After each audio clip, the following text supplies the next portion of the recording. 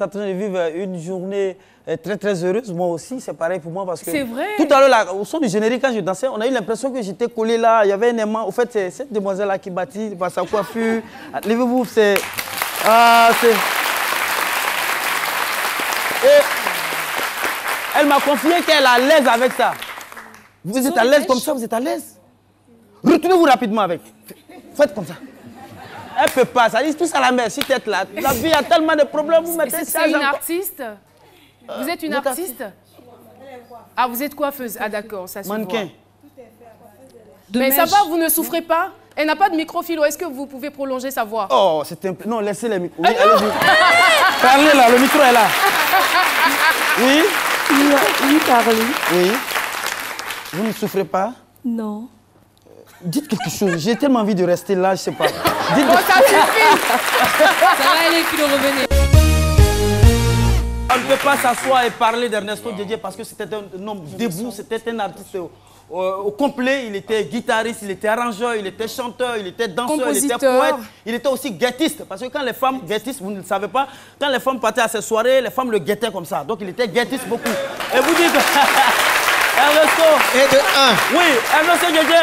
On ne l'a pas connu, mais on a entendu parler de lui. Nos parents nous parlaient d'Ernesto. Il était très autoritaire. Vous voyez, il commandait son orchestre. Vous voyez, tous ses pas étaient calculés. C'était un maître. Vous voyez.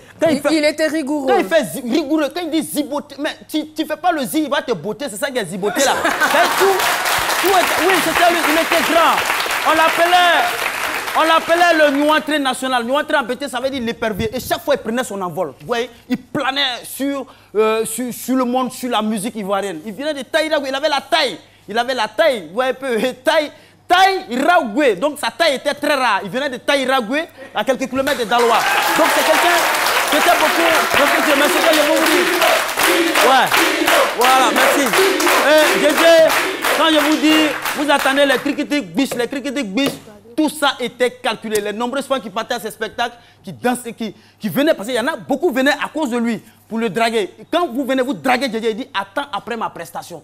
Et il va te donner la réponse. Quand il fait ça, quand il fait ça, biche, il a accepté. Il a accepté. C'était un artiste au grand complet, mais s'il a fait biche là en haut comme ça, puis il a fait c'est que là, la main, il ne veut même pas de toi. Complexe intime.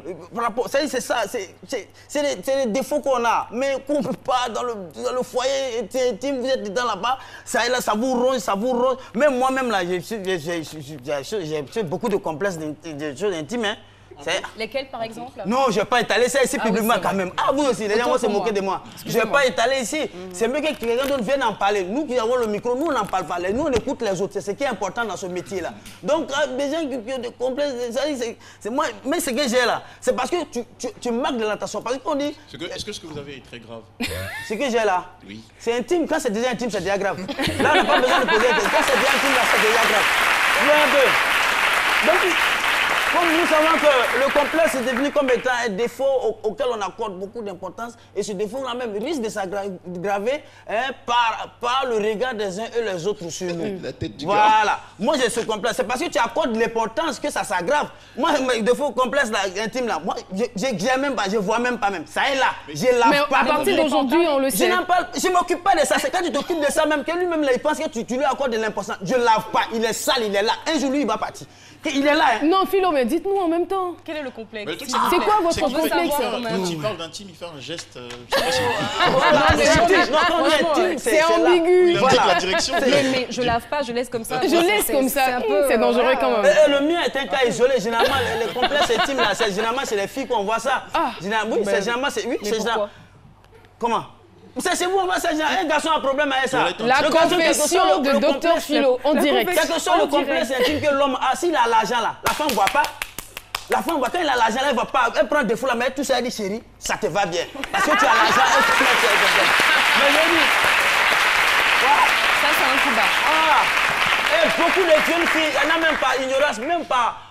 C'est-à-dire qu'on ne connaissent même pas la définition de complexe, elles sont là. C'est bon, on a compris de quoi vous parlez, merci beaucoup. Voilà, on ne connaissent même pas, il y en a même, généralement, en matière d'amour, il n'y a pas de complexe, il n'y a pas de complexe. Complexe d'intimité, quand l'amour est là, on n'a pas de complexe. C'est quand ça s'en va, quand on voit la femme parler généralement. Là, elle ne ressent plus rien pour son monsieur. Et maintenant, quand elle va chez sa camarade, il est là. Il est complexé là-bas. Il est complexé. Elle ne connaît même pas la définition. Elle dit surtout, même quand on a déménagé vers le complexe de Yopougon, on a tout complexe quand même est venu vers nous. Voilà. Parce qu'elle ne connaît aucune. Elle n'a aucune démarche. Et voilà ceci. Au-delà du complexe intime, d'infériorité, il y a aussi le complexe de supériorité. Moi, j'en possède. Mais finalement, vous avez tous les complexes alors. Ah, les deux en même temps. Il y a dit l'autre là, puis les gens vont retenir ça. À la fin, j'ai dit, j'ai aussi un complexe de supériorité qui garantit le fait de ma famille. C'est cela. Ah oui, je vous ai très supérieur. Sur les réseaux sociaux, on me demande « Aya, il fait très chaud ici, comment je peux faire pour faire tenir mon maquillage plus longtemps ?» C'est très simple, j'ai fini par trouver une recette naturelle parce que vous le savez, moi je préfère toujours utiliser des produits naturels lorsqu'on peut. Et voilà, donc cette base-là va être composée en fait d'eau, de quelques gouttes d'huile d'amande douce qui va permettre à la peau de s'adoucir et surtout de prendre soin et empêcher les produits chimiques du maquillage de rentrer dans vos pores et dans votre peau. Et enfin, la petite touche, c'est le produit miracle du gel d'aloe vera. Donc on en avait déjà parlé, on sait que l'aloe vera c'est un produit, enfin c'est une plante qui est riche en eau, qui est riche en plusieurs enzymes, très bon pour la peau. Donc la petite recette c'est très simple, ça va être 4 cuillères à soupe d'eau. Alors vous pouvez utiliser de l'eau du robinet, si vous voulez être un peu plus fancy, de l'eau minérale, c'est comme vous voulez. Donc on va avoir les 4 cuillères à soupe d'eau, on va avoir 2 cuillères à soupe de gel d'aloe vera, et vous allez mélanger le tout avec 3 gouttes d'huile d'amande douce. Mais vraiment très très peu d'huile d'amande douce parce qu'on ne veut pas avoir le visage trop brillant. On va mettre vraiment juste... C'est important de respecter les doses, oui. C'est important de respecter le dosage parce qu'on veut un résultat qui soit léger sur le visage. Si on met trop de gel d'aloe vera, ça va faire des morceaux sur la peau. Et si on met trop d'huile d'amande douce, ça va faire justement un visage trop brillant. Et ça s'applique avant de mettre le maquillage? Exactement. Vous l'appliquez au pinceau juste avant le maquillage. Vous mettez juste ce qu'il faut sur le visage. Vous laissez sécher quelques secondes, quelques instants. Et je vous assure que lorsque vous serez maquillé, vous allez avoir un make-up qui tient jusqu'à la fin de la journée. Ah, d'accord. Si votre fond de teint dit que vous pouvez le garder 8 heures, grâce à cette base-là, vous allez pouvoir vraiment amplifier ces 8 heures-là, et c'est-à-dire que pendant ces 8 heures, vous n'allez pas briller, ça ne va pas fondre, ça ne va pas couler. On est dans des pays tropicaux, donc je pense à vous, c'est pour ça que je me suis dit qu'il fallait que ce soit léger, c'est liquide, c'est fluide, ça se conserve. Voilà. On en a besoin. Est-ce que cette base-là correspond à tous les types de peau?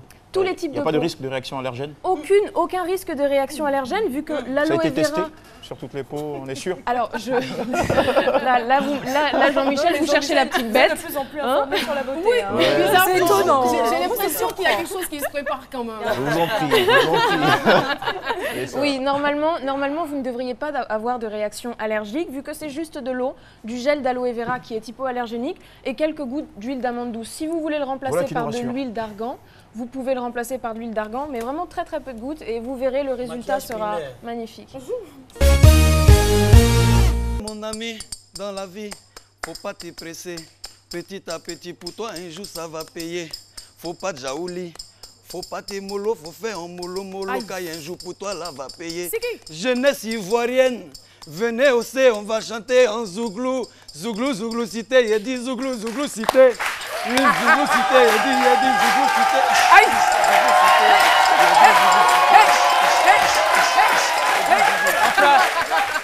Mon frère, dans la vie, faut pas se presser. Dans la vie, oh, faut pas te presser. Comme tu l'as dit, mollo, mollo, pour toi, va sortir. Mais pourquoi tu es pressé? Tu n'es pas resté là-bas, tu es venu manger dans nos zougou.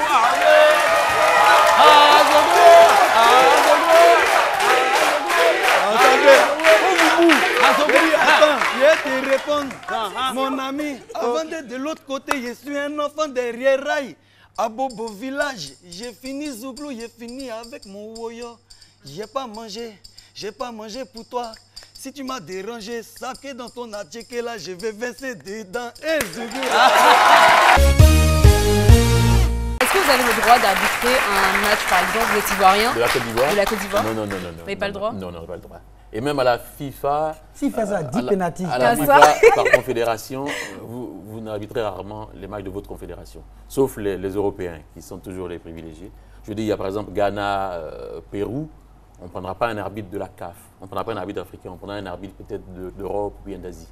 Alors, Voilà. donc, Et si c'était le cas? voilà, dans un Non, monde parfait moi- où tout va bien, est-ce que vous pensez que vous allez arriver à être objectif? Ah oui, oui, moi parfaitement. Complètement. Ah oui, oui, non. Pour moi, il n'y a même pas de... Vous allez refuser, ils nous battre les Oui, élections. mais je suis même inquiet. Je me demande si inconsciemment, je ne vais pas être plus sévère même avec l'équipe de Côte d'Ivoire. Pour être sûr de ne pas faire... Voilà, à la vague, limite, hein. quelquefois. Vous voyez, donc c'est pour ça, en fait, qu'on évite que... Hein, c'est pas forcément qu'on va Faut rester favoriser. Hein. irréprochable. Que c'est mieux. Inconsciemment, on peut vouloir tellement montrer patte blanche que siffler en défaveur même de l'équipe de son pays. Est-ce que cette irréprochabilité a été un facteur déterminant pour être élu meilleur joueur, meilleur arbitre africain en 2011? Oui, je pense. Parce que moi, systématiquement, après chaque match, il y a toujours des choses que je me reproche, qu'il faut que j'améliore, qu'il faut que je revoie. Et pour moi, c'est un défi constant de progresser. Et progresser, c'est s'améliorer. Et des fois, vous êtes confronté aussi à des joueurs qui ont un caractère très, très difficile. Absolument. Et ça arrive souvent avec même les joueurs locaux. Hein. Mais c'est à l'arbitre d'arriver à asseoir son autorité et à montrer aux joueurs que c'est lui le chef. Alors une fois, il y a un joueur, par exemple, il avait eu une intervention, j'ai sifflé contre lui, une faute contre lui, et il voulait se plaindre. Donc, referee. Bon, je ne l'ai pas écouté, je suis parti me replacer. Et 5 minutes après, il avait joué un peu de façon un peu rude. Je ne voulais pas l'avertir, je voulais juste lui faire un rappel à l'ordre. Donc, je lui ai dit, hey, calme. Il dit, no, why should I? Et donc, pourquoi je devrais venir? Je vous ai appelé tout à l'heure, vous ne m'avez pas écouté, moi je ne viens pas. Vous voyez. Donc, à ce moment-là, il faut savoir vous-même mettre balle à terre, parce que bon, il a raison. Hein. La loi ne vous dit pas, si vous appelez un joueur et qu'il ne vient pas, il faut l'avertir. Donc, à ce moment-là, il faut trouver... Ce qui m'envoie à poser une question. D'accord. Décidément, tout le monde est inspiré. Tout le monde est inspiré. Jess, On va poser une après, question. Aya. Vous êtes sur un match où il y a un joueur qui a été un peu hautain, tout ça. Vous le retrouvez, on va dire, quelques années plus tard sur un autre match. Vous faites quoi? Dis donc, carton rouge. Non. Même s'il n'a rien fait. En principe, ça ne devrait pas. Mais vous savez, on est des êtres humains. Hein. Et ça m'est arrivé. J'ai eu un match à la CAN 2010. Cameroun-Tunisie. Ils ont été exécrables. Il y a un joueur tunisien, mais il était incroyable. Et quelques mois après, on se retrouve au Tchad. Donc, au moment où on salue, là, ils étaient 2. Il y a un an, ils me saluent, on se regarde, on sait qu'on a un contentieux. Donc, le deuxième, c'est pareil. Alors, on part sur le terrain. Alors, le premier, après 5 minutes, je siffle contre lui, il prend le ballon, il le botte dehors, carton jaune. Alors, il se rapporte, il dit, bon, monsieur l'arbitre, écoutez, je sais que la dernière fois, c'était pas bon. Voilà, mais moi, je vous respecte beaucoup. Je veux que ça s'arrête. J'ai dit, OK, tant mieux. Après le match, je ne l'ai plus vu. Le deuxième, pendant tout le match, je ne l'ai pas vu une seule minute. Il évitait mon regard parce qu'il savait très bien que à la moindre voilà. Mais bon, en général, il faut arriver à se calmer, à ne pas... Il faut juger ce qu'ils font au moment présent. Vous partez l'encadrer pourquoi? J'ai un problème. Calo, j'ai un problème. Dieu merci. Voilà, j'ai 2 10. Je ne sais pas qui est le vrai 10. Attends que je vois. Plus inventaire. 10. Ça fait 20. Donc les 2 messieurs, c'est comme un 20 derrière moi. Et moi le général. Est-ce que ça c'est bon? Non. Bon, Bobo, tiens là, voilà. Donc parle maintenant. Ça commence à aller apparemment. Ce n'est pas sûr que moi.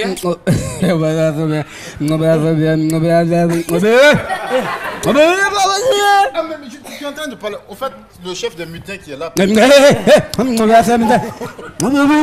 oui, non, le bon qui est, pardon. Il est très nerveux. C'est le général qui a demandé à ce qu'on vienne avec des treillis. Et vous êtes trompé, on a porté de maillot. Mais pourquoi vous portez la maillot? Ah, mais on a oublié. Vous avez oublié? Oui. Vous sommes les oubliés? Oui. Les gens qui sont à Marcory là, comment on les appelle? Les oubliés là? Oubliés, ceux qui ont vendu les terrains là. Ça, c'est fini, c'est pas grave. C'est quelle ethnie? Quand vous venez faire votre truc, enlevez-moi. Est-ce que le miracle existe? Mais moi, j'ai dit que... Ah, moi, j'y crois. Non, il n'est pas mort, Parce que quelqu'un meurt, tu vas mourir pour revenir. Si c'est ça, là, les quartiers qui sont à proximité des cimetières allaient être très peuplés. Vous ne croyez pas au miracle de la résurrection? Franchement, mourir, revenir, vraiment... Si ça pouvait exister, moi, j'allais partir pour revenir vite aussi. Pardon. Franchement, ouais, j'allais partir pour besoin de vous. Mais c'est ça, je dis. aussi, ça fait partie des conséquences de l'évolution, du progrès de la médecine. C'est ça aussi. Parce que les choses ont tellement évolué que les médecins... C'est-à-dire, maintenant même, on ne parle pas les choses. C'est-à-dire, demain, c'est machine qui fait tout pour voir si tu es mort ou pas. Mais machine là, c'est l'homme qui fabrique. Il y a batterie, si batterie est faible, ça a un faux résultat. Tu veux dire les gars plus tard. C'est l'évolution. L'évolution. Regardez.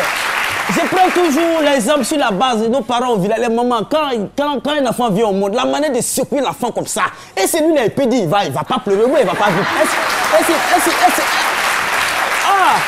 Attends, c'est même en fonction même du jour de ta naissance, du lieu de ta naissance, de ta coutume, tu as un petit nom fétiche déjà. Dès que tu viens au monde, on t'appelle par ce nom. Djokwao. Si tu ne réponds pas, c'est que tu es mort.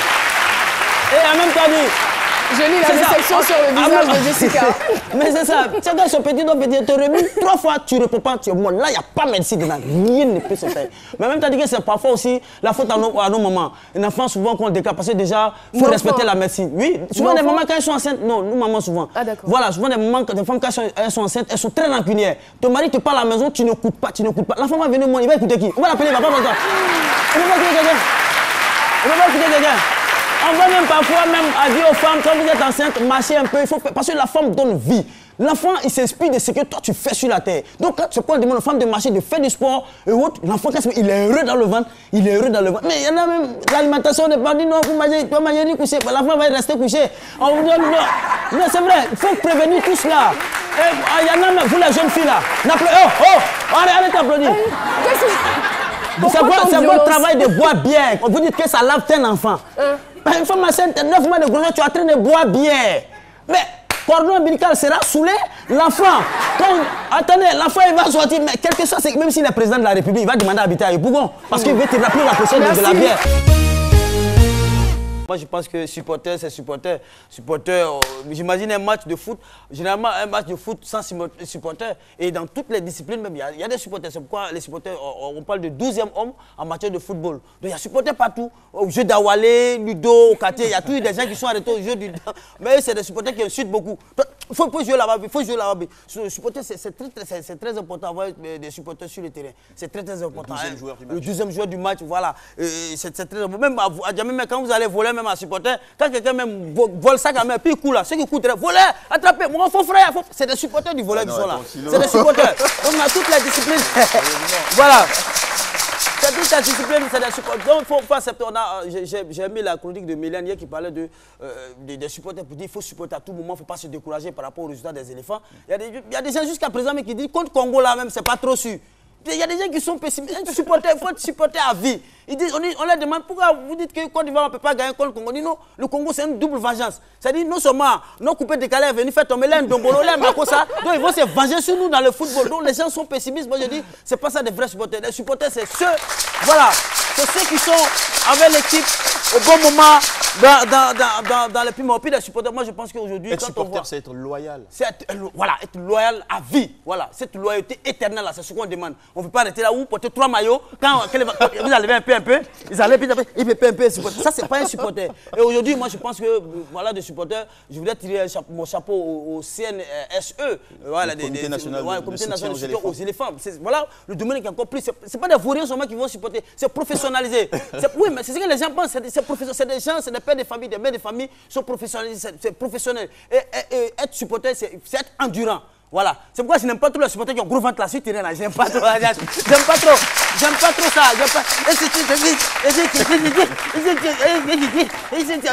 tu vas supporter pendant combien de temps avec l'équipe? Donc j'ai dit, c'est professionnel. Et puis les supporters, quand il dit l'endurance, c'est aussi le sport. Il faut faire le sport, un supporter, il doit apprendre les nages plats. Les nages plats, c'est quoi? Nage plat. Nage plat, c'est-à-dire qu'il doit apprendre à nager à plat sur le sol. Mais parce qu'on ne sait jamais. On ne sait jamais. Vous pouvez aller jouer, comme on le dit, vous pouvez aller jouer en terre étrangère. Imaginez, vous allez jouer contre le Niger et puis les supporters du Niger vous frappent. Mais si vous chicotes là, si tu ne connais pas nage plat dans le désert, comment tu peux revenir au pays? Donc il faut apprendre. Vous avez le bac.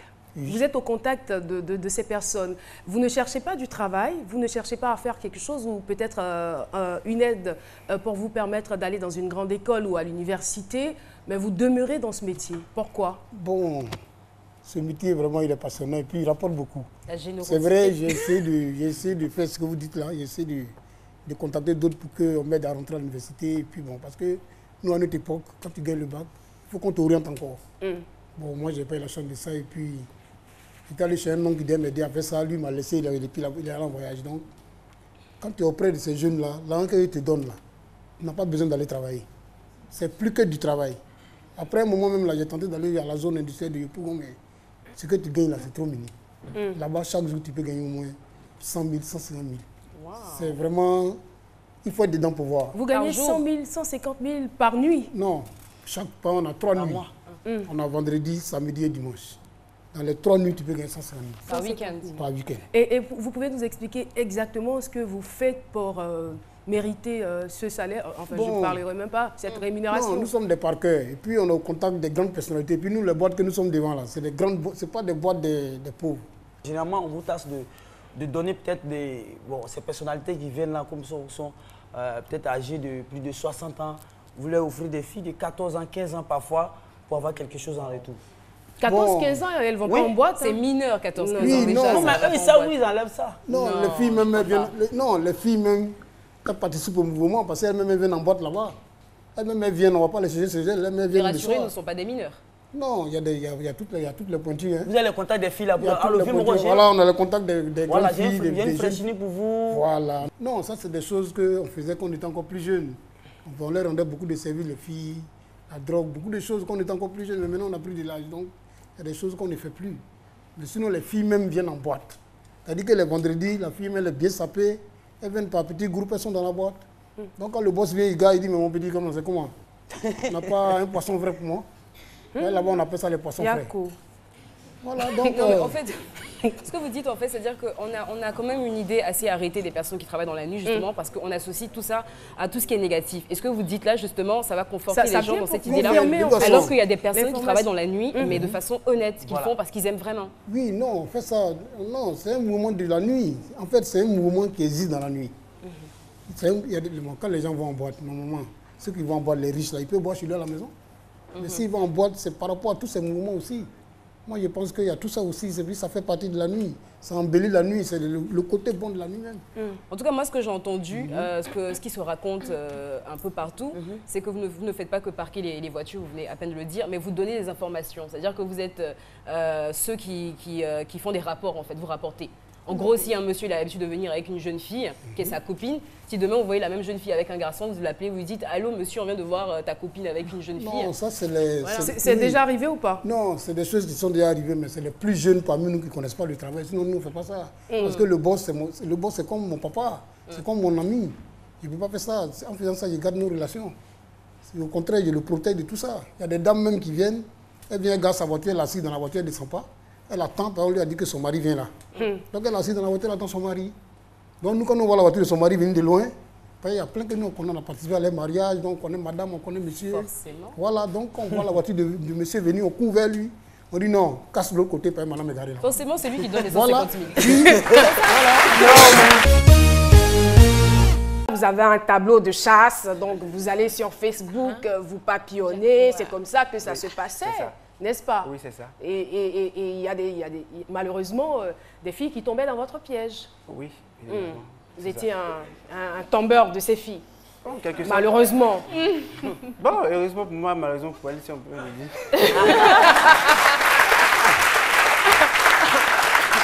Mais en fait, c'est là où l'histoire devient intéressante parce que c'est dans vos habitudes de draguer sur Facebook. Oui. Et là, vous tombez sur une fille et vous voulez à tout prix la rencontrer, vous finissez par vous rencontrer. Et qu'est-ce qui va se passer après les 6 mois? Après les 6 mois, quand on s'est rencontrés, maintenant là, c'est moi qui ne voulais plus. Donc c'est moi qui le fuyais maintenant. Le premier jour de la rencontre? Oui, le premier jour. Le premier jour de la rencontre, qu'est-ce qui s'est passé? On s'est vu à la maison chez lui. Parce que là, le rendez-vous était chez lui. On s'est vu à la maison. Vous n'avez pas eu peur d'aller chez lui? Ou il y a eu des précautions qui ont été prises avant d'y aller parce que c'est vrai que vous parlez, mais vous ne vous connaissez pas. Non. Il n'y a pas eu de précautions. La confiance était déjà installée par les écrits. Pas de confiance, parce que moi, je venais de sortir d'un truc bizarre, d'un gourmet, comme on le dit. Et donc d'une déception amoureuse. Voilà. D'accord. Et donc, bon, je me suis dit, vu qu'il m'emmerde depuis un bon moment, je vais aller voir chez lui. Voilà. Donc, ouais, voir chez lui. En fait, ça ressemble tout ça. Donc, je suis allée là, on s'est vu, on a discuté durant plusieurs heures, 3-4 heures même. Et il s'est avéré même que j'ai dormi là. Aussi facilement? Oui, je le dis. Peut-être certaines personnes vont dire non, elle est facile. Non, moi je suis venue avec un projet très clair. Je me dis, celui-là, je me le fais et puis je me casse. Voilà. Et lui aussi. Moi j'adore les gens qui sont sincères. Et lui aussi, vu qu'il me prenait pour histoire, il allait me mettre sur son tableau de chasse, avait aussi ce projet-là. Donc, à la nuit passée, le matin... Donc, attends, il est là, il va nous dire. Donc, c'était aussi votre acteur. C'était ça, en fait. Oui, c'était ça le projet. C'était ça le projet. Donc, vous dites, de toutes les façons, elle m'a un peu fatiguée. Bon, je finis et puis, bon, on se sépare, quoi. Oui, au début. Hein. Au début. Au début, c'était... Ah, mais ça va changer après. Donc, elle passe la nuit. Comment vous arrivez à la convaincre de dormir chez vous? Je lui ai fait la cuisine. Vous avez fait quoi? La cuisine. La cuisine. Oui. Vous cuisinez bien? Bon, d'après, c'était un peu.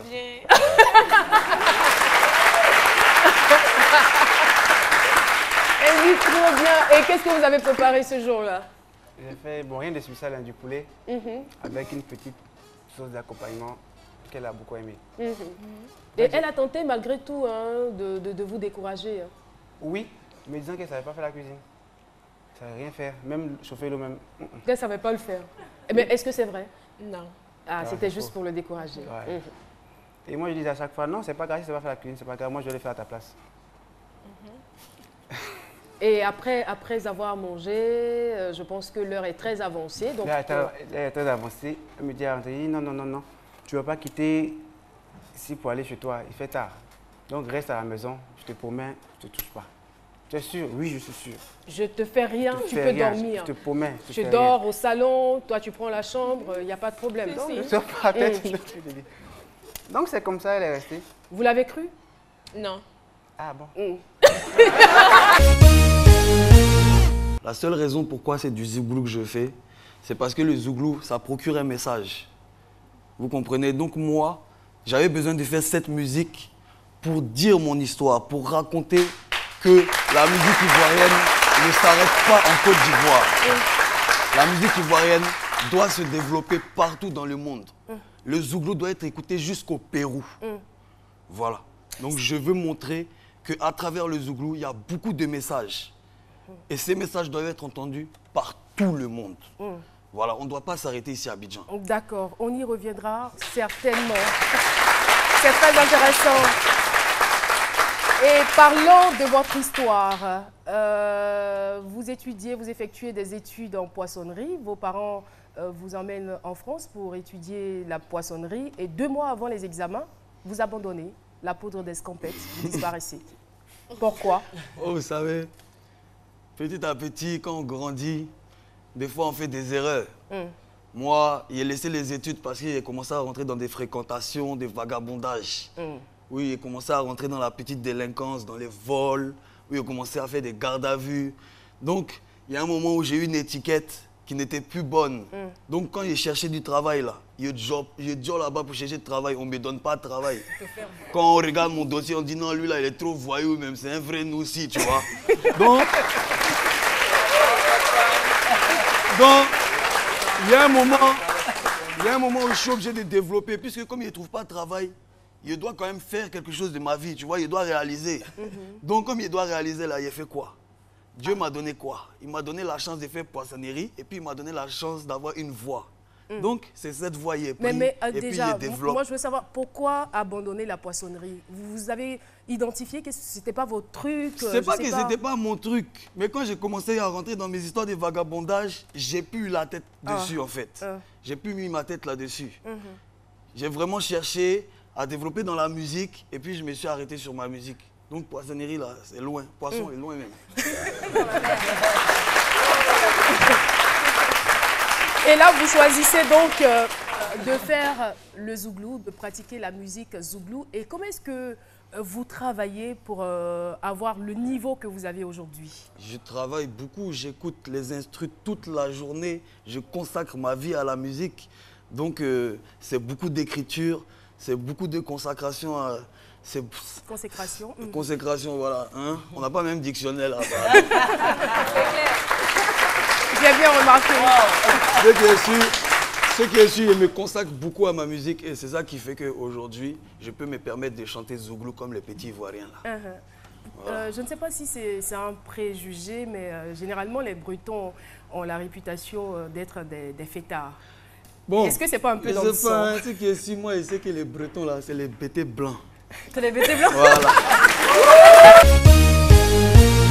Aujourd'hui, vous avez 73 ans.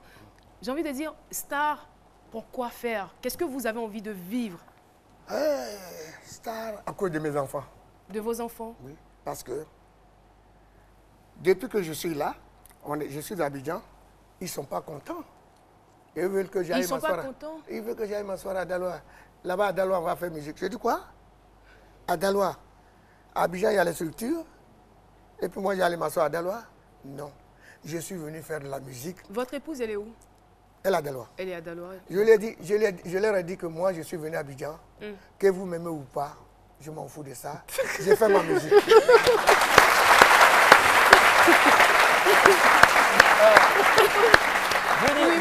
Oui, vous comptez sur quoi pour vous imposer? Parce qu'on sait déjà que le milieu est déjà, vous connaissez comment ça se passe actuellement. Les jeunes ont miné le terrain. Vous, à 73 ans... Jamais il y a place pour moi. Je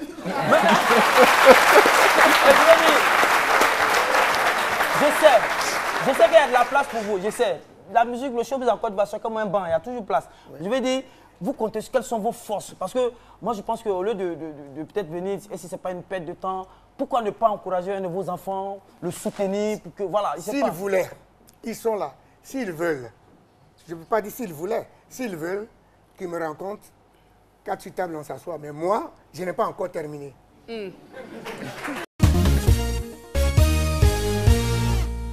Lorsqu'ils ont pensé la 4G, ils l'ont voulu plus rapide.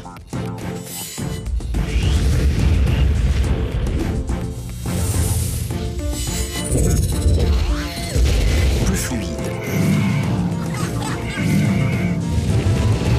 Mais aussi plus connecté que jamais.